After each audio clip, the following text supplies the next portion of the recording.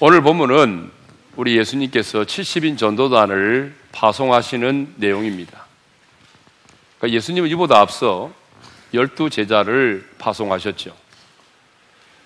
그런데 예수님은요, 12명의 제자 외에 또 다른 70명의 전도인을 따로 세워서 파송을 하셨습니다.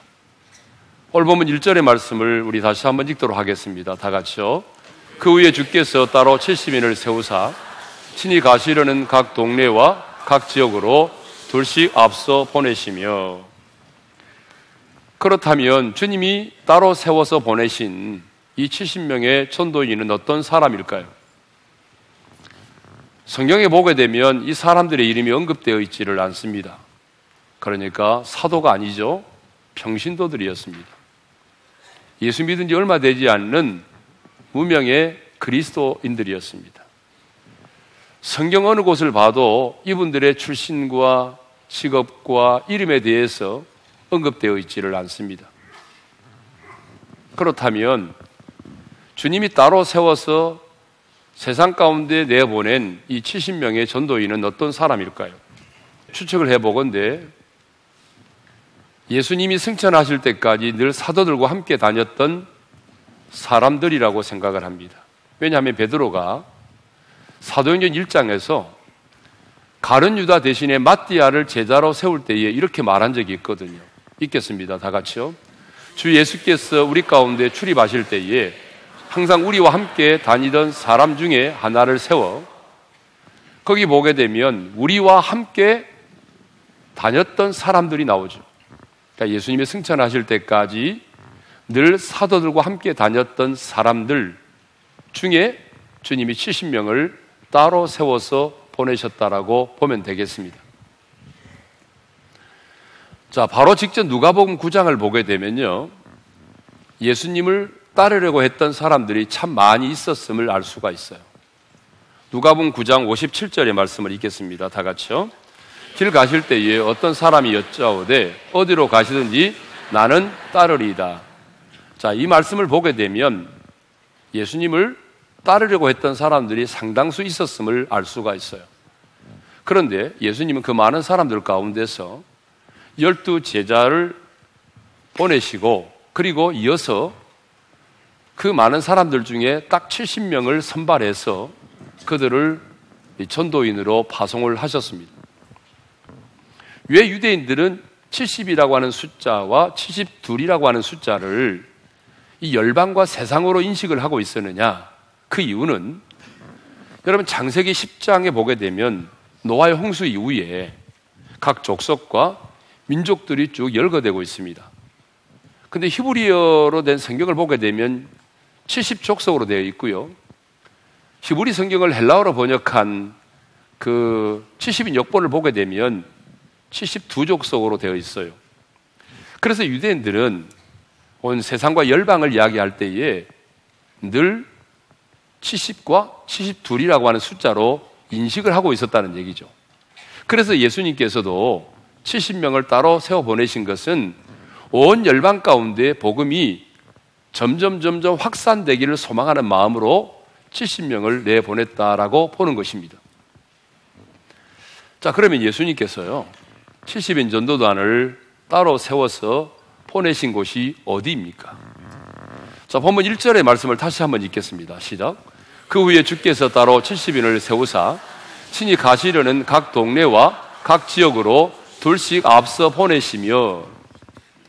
자, 우리 예수님께서 70인 전도단을 내어보내실 때에 아무데나 아무 곳으로 내어보내지 않았다는 거죠.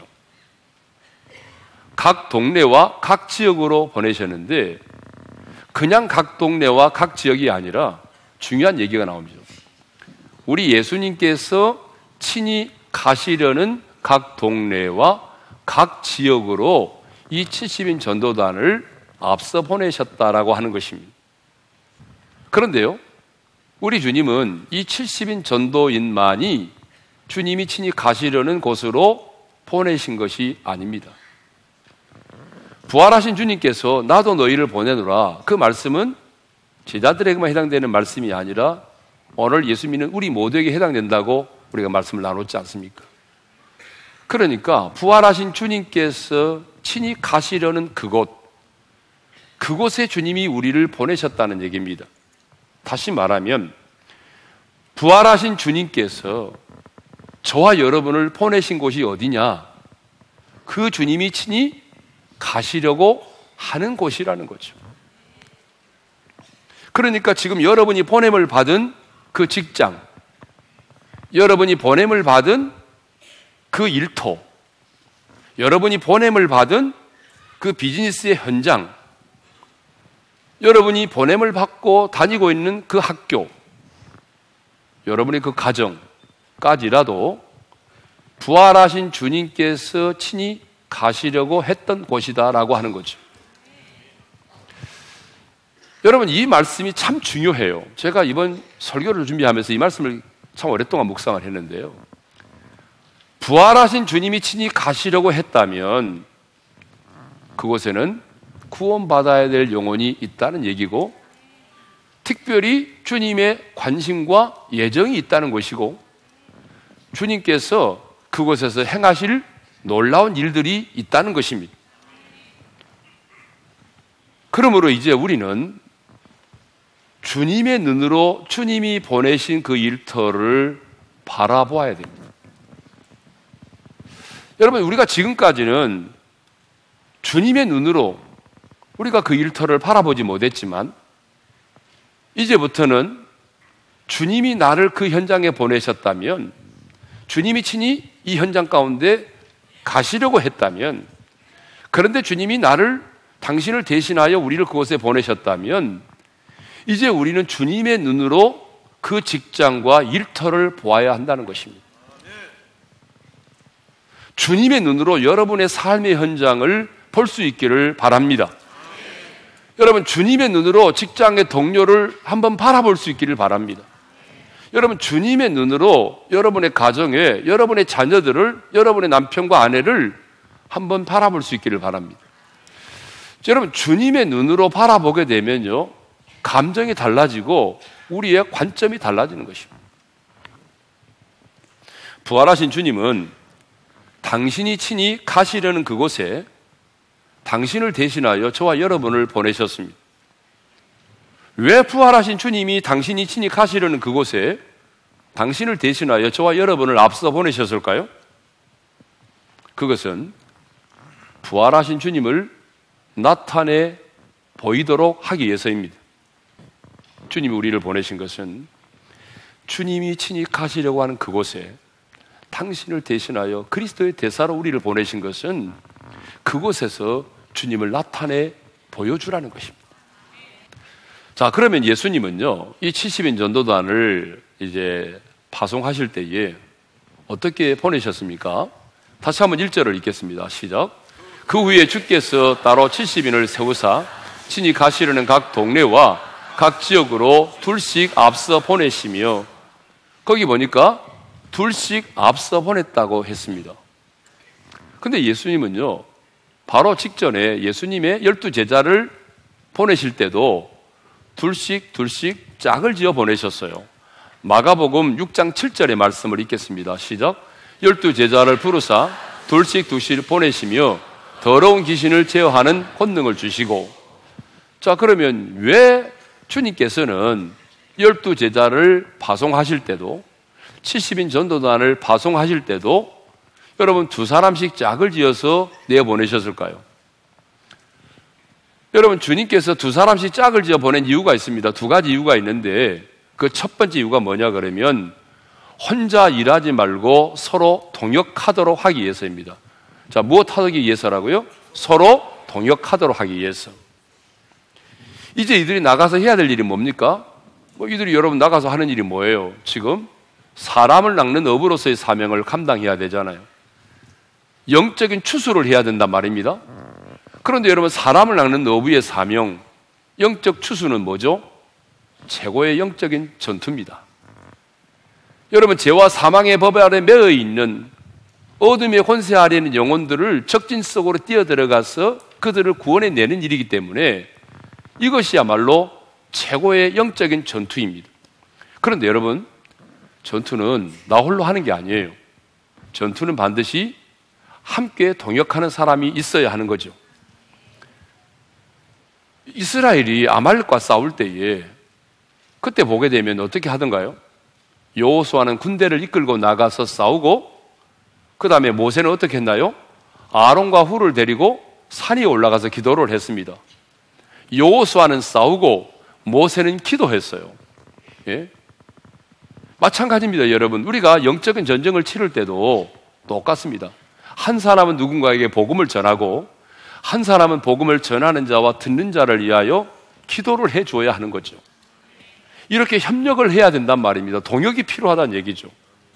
이것을 보게 되면 하나님의 뜻은 나 홀로 일하는 것이 아닙니다. 동역하는 것입니다. 그러므로 하나님께서 보내신 그 현장에서 여러분, 모든 일을 혼자 하려고 하지 마세요. 동역을 하십시오. 직장에 들어가서 신우회를 만드는 일, 복음을 전하는 일, 선한 영향력을 끼치는 이 모든 일을 할 때에 여러분 홀로 하려고 하지 말고 동역을 하셔야 돼요. 동역자가 없습니까? 동역할 수 있는, 기도할 수 있는 사람을 보내달라고 기도하세요. 함께 기도할 수 있는 사람을 찾으세요. 한 사람이 10걸음보다 10사람의 한 걸음이 더 낫다는 말이 있습니다. 주의 일도 그렇습니다. 나 홀로 하는 것보다는 동역자들과 함께 더불어 하는 것이 훨씬 좋습니다. 자, 왜 예수님께서 2사람씩 짝을 지어 내보냈느냐? 또 하나의 이유가 있습니다. 그 또 하나의 이유가 뭐냐 그러면 증인의 자격을 갖추도록 하기 위해서입니다. 자, 그들은 지금 예수 그리스도에 대하여 증언하기 위해서 나가는 것입니다. 자신이 복음이 아니라, 내 자신이 복음이 아니라 예수 그리스도가 복음이라고 하는 사실을 사람들에게 증언하기 위해서 나가고 있는 것입니다. 전도라고 하는 것이 뭐예요? 그리스도에 대해서 증언하는 것이 전도입니다. 전도는 결코 변론이 아닙니다. 가끔 보게 되면 전도를 하려고 하는 사람이 증언을 하는 것이 아니라 변론을 하려다가 상대방과 싸우고 열받아서 돌아오신 분들이 많이 계십니다. 주로 그런 사람들이 누구냐면 신학생들입니다. 신학생들은 좀 들은 게 있어 갖고요, 뭔가 증언을 하려고 하는 게 아니라 가서 열심히 변증을 하려고 하는 거죠. 근데 여러분, 이 복음은 변론을 통해서 되어지는 것이 아니에요. 증언을 하면 되는 것입니다. 증인이 뭐예요? 내가 보고 들은 것을, 내 자신이 경험한 것을, 내 인생 가운데 일어난 일들을 그냥 가감없이 기교를 부리지 말고 그대로 증언하는 것이에요. 여러분, 그게 바로 전도죠. 그러니까 증인은 있는 그대로만 전하면 됩니다. 내 인생 가운데 일어난 일들 그대로 전하면 되는 거죠. 예를 들어 보겠습니다.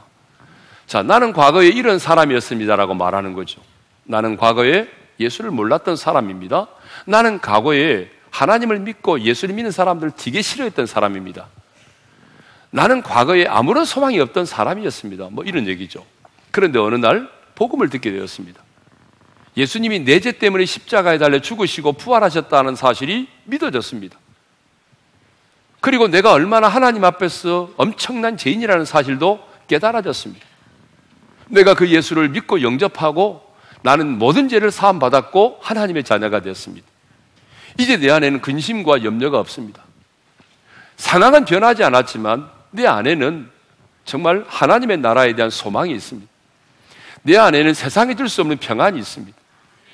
과거에는 내 얼굴에 수심이 가득했지만 지금 내 얼굴에는 하나님 나라의 기쁨이 충만합니다. 산다는 것 자체가 황홀합니다. 이렇게 말하는 거죠. 여러분, 이게 전도입니다. 그런데 모세의 율법에 의하면요, 이 증인은 반드시 2사람 이상이 있어야만이 유효한 거예요. 그래서 주님은 이 요구를 만족시키기 위해서 2명씩 짝을 지어서 내보내신 것입니다. 자, 주님은 당신이 친히 가시려고 하는 그곳에 2씩 앞서 보내었습니다. 다시 한번 1절을 읽겠습니다. 다 같이 시작. 그 후에 주께서 따로 70인을 세우사 친히 가시려는 각 동네와 각 지역으로 2씩 앞서 보내시며, 한번 따라서 하겠습니다. 보내시며. 여러분, 이 보내시며라고 하는 말에 우리가 유념할 필요가 있습니다. 헬라의 문헌을 보게 되면 이 보내다라고 하는 이 동사가 두 가지 용도로 사용이 됐어요. 그러니까 첫째는요, 펜포라고 하는 말인데, 이 말은 단순하게 보낸다라는 의미가 있습니다. 또 하나는 아포스텔로라고 하는 단어인데요, 이 말의 뜻이 뭐냐 그러면 어떤 특별한 일, 공무적이거나 권위 있는 파송을 말하는 거예요. 그런데 헬라어 시간도 아닌데 왜 이렇게 어려운 얘기를 제가 지금 하고 있을까요? 이 단어가 굉장히 중요하기 때문에 그래요. 자, 예수님께서 12제자를 보내실 때도 펜포라고 하는 단어를 사용하지 않고 바로 이 아포스텔로라는 단어를 사용하셨습니다. 70인 전도단을 보내실 때도 아포스텔로라는 단어를 사용하셨습니다. 부활하신 주님이 나도 너희를 보내노라 할 때 그 보내노라고 하는 그 단어도 성경을 보게 되면 바로 아포스텔로입니다. 이 말이 무슨 말이냐 그러면 주님이 저와 여러분들을 이 세상 가운데 보내셨는데 단순히 주님께서 우리를 이 직장 저 직장으로 우리를 보내신 것은 단순한 이동을 위해서 하나님이 우리를 그곳에 보내신 게 아니다 그 말이에요. 주님이 우리를 그 현장, 그 일터로 보내실 때는 반드시 어떤 특별한 목적과 특별한 사명을 이루도록 하기 위해서 권위 있는 파송을 하셨다 그 얘기입니다. 이게 너무 중요해요. 우리는 너무나 많은 경우에 내가 어쩌다 여기까지 오게 됐지 이렇게 생각할 때가 참 많아요. 내가 어쩌다 이 직장까지 오게 됐나 이런 생각을 할 때가 많습니다. 아닙니다. 하나님께서 여러분들을 그 일터로 그 현장 가운데 보내셨다면 단순한 이동을 위해서 보내신 것이 아니고 특별한 사명과 특별한 목적을 가진 권위 있는 파송을 하셨다는 얘기입니다. 뿐만 아니라 부활하신 주님께서 이제 우리들을 이렇게 보내셨는데 이 단어가 동일하다고 그랬잖아요. 그러니까 예수님께서 12제자를 세상 가운데 보내실 때에 그들에게 주셨던 권세와 사명과 목적, 70인 전도단을 내어보시면서 그들에게 주셨던 그 권세와 사명과 목적, 이것이 우리에게도 동일하게 부여됐다는 얘기입니다. 주님께서 저와 여러분들을 세상 가운데 보내실 때도 12제자와 마찬가지로 70인 전도인과 마찬가지로 저와 여러분에게도 동일한 사명과 동일한 권세와 동일한 목적을 주신 다음에 우리를 내보내셨다 그 말이에요. 여러분 이건 너무 다른 거예요. 예? 자, 예수님은 그래서 12제자를 파송하시면서 모든 귀신을 제어하며 병을 고치는 능력과 권위를 주셨습니다. 그리고 하나님의 나라를 전파하도록 했죠. 누가복음 9장 1절과 2절의 말씀을 읽겠습니다. 다 같이요. 예수께서 12제자를 불러 모으사 모든 귀신을 제어하며 병을 고치는 능력과 권위를 주시고 하나님의 나라를 전파하며, 보냄을 받은 12제자들은 각 마을에 두루 다니면서 곳곳에서 복음을 전하고 병을 고쳤습니다. 자, 누가복음 9장 6절의 말씀을 읽겠습니다. 시작. 제자들이 나가 각 마을에 두루 다니며 곳곳에 복음을 전하며 병을 고치더라. 그런데요, 70인 전도단을 파송하시면서도 주님은 그들에게 뱀과 정갈을 밟으며 원수의 모든 능력을 제어할 권능을 주셨습니다. 여러분 누가복음 10장 19절을 읽겠습니다. 시작. 내가 너희에게 뱀과 정갈을 밟으며 원수의 모든 능력을 제어할 권능을 주었으니 너희를 해칠 자가 결코 없으리라. 그런데 부활하신 예수님은 당신을 대신하여 그리스도의 대사로 보냄을 받은 저와 여러분들에게도 동일한 사명, 동일한 권세, 동일한 목적을 주셨다 그 말입니다. 그래서 부활하신 예수님은 승천하시기 직전에 이렇게 말씀하셨습니다. 너희는 온 천하에 다니며 만민에게 복음을 전파하라. 그리고 이어서 이렇게 말씀하셨습니다. 다 같이요. 믿는 자들에게는 이런 표적이 따르니 곧 그들이 내 이름으로 귀신을 쫓아내며 새 방언을 말하며 뱀을 집어 올리며 무슨 독을 마실지라도 해를 받지 아니하며 병든 사람에게 손을 얹은 적 나으리라. 아멘. 여러분, 누구에게 이런 표적이 따른다고 말씀하고 계십니까? 누구에게 이런 권세와 권능을 주셨다고 말씀하십니까? 믿는 자들에게는, 12 사도들에게만이 아닙니다. 70인 전도인들에게만 아닙니다. 믿는 자들에게 주님께서는 이런 표적이 따를 거라고 말씀하셨습니다. 그렇다면 우리가 포함될까요? 포함되지 않을까요? 당연히 포함되죠.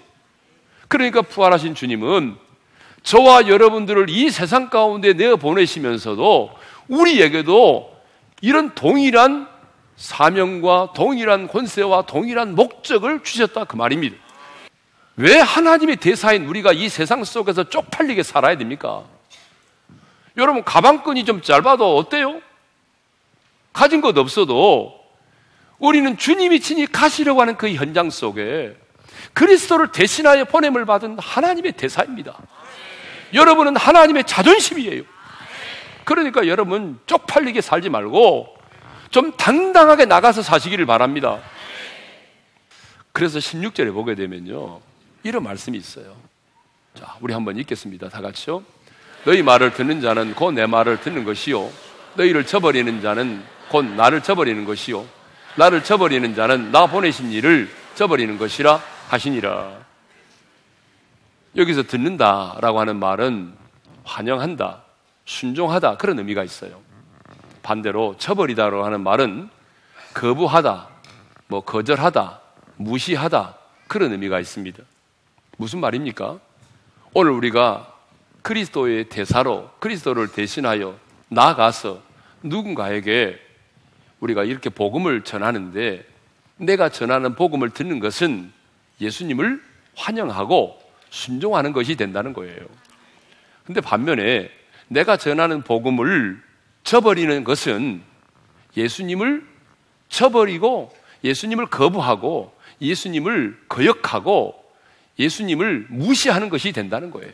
우리는 부활하신 주님이 친히 가시려고 하는 그 현장에 주님을 대신하여 보내심을 받은 그리스도의 대사입니다. 부활하신 주님이 친히 가시려고 하는 그곳에 당신을 대신하여 그리스도의 대사로 보내셨습니다. 부활하신 주님이 지금 여러분을 그 병원에, 그 학교에, 부활하신 주님이 치열한 비즈니스의 그 현장 가운데, 땀 흘리는 공사의 현장 속에, 알바의 현장 가운데 주님이 보내셨습니다. 그렇다면 여러분, 이제 두려워하지 마십시오. 그리스도의 대사로 당당히 나가시기를 바랍니다. 세상을 이기신 주님, 사망 권세를 이기신 주님이 늘 함께 하시면서 여러분과 동행하실 것입니다. 이제 주님이 보내신 그곳에서 살아계신 하나님을 나타내 보여줄 수 있기를 바랍니다. 나를 보내신 그 하나님이 얼마나 위대하신 하나님이신지, 나를 보내신 하나님이 얼마나 신실하신 하나님이신지를 그들에게 나타내 보여줄 수 있기를 바랍니다. 하나님이 얼마나 그들을 사랑하는지, 그들을 향한 하나님의 사랑이 얼마나 큰지, 그들을 향한 하나님의 눈물이 어떤 것인지를 여러분들이 똑똑히 보여줄 수 있기를 바랍니다.